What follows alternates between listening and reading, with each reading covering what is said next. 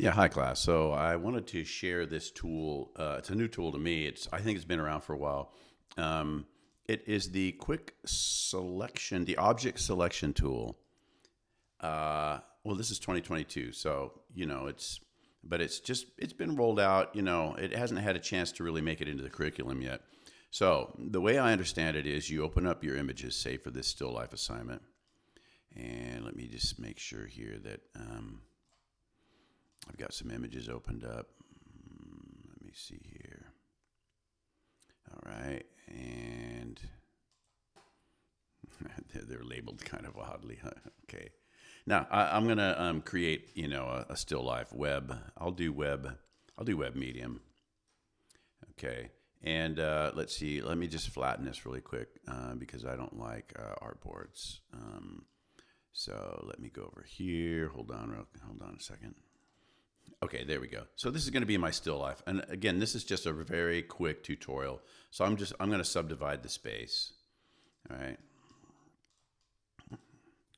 So don't expect this to be on the cover of Rolling Stone or anything anytime soon. But I do want to see if this is going to make your lives easier than selecting these things using the tools that we've been studying, like the different selection tools. Now, this object selection tool, in mine, it's way down. You have to click on the three dots down there, and it's down here, and I have to select it. Okay, because they've changed the menu bar a little bit. But the way I understand it is, you can drag around, and it's basically gonna select these things. Now, once it's selected with the mask, I'm going to go over to my little still life here, and I'm going to paste it in. And look at how beautiful that selection is. So those of you that are seeing those ragged edges and things, boy, that's a good looking banana too. Those of you that have been seeing those ragged edges, those hard to select elements, that this could really be your friend. So I'm going to have to get that object selection tool again. Let's get one of these passion fruit. Okay. You hover over it. You see the marching ants. I did have a problem with it just masking and not selecting. Okay. Let me find my.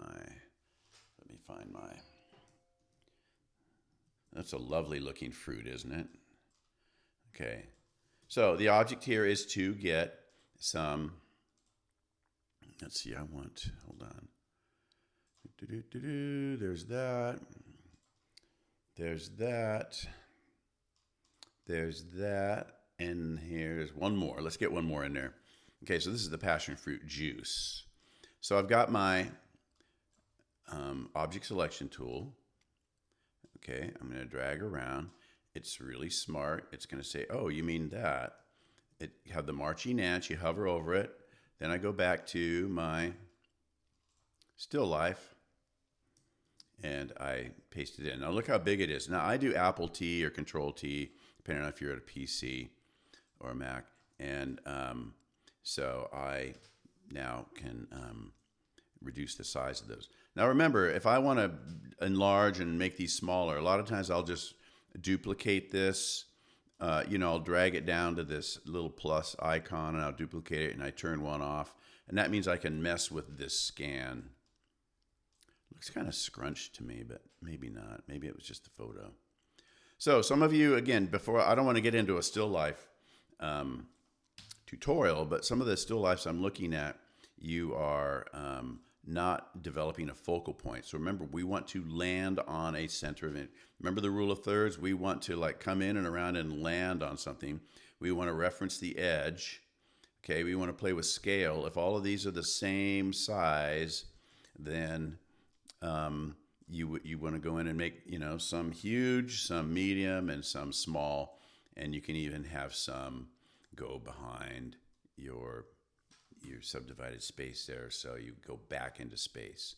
All right, but try that object selection tool. It's going to make your life so much easier, and it's going to save you so much time.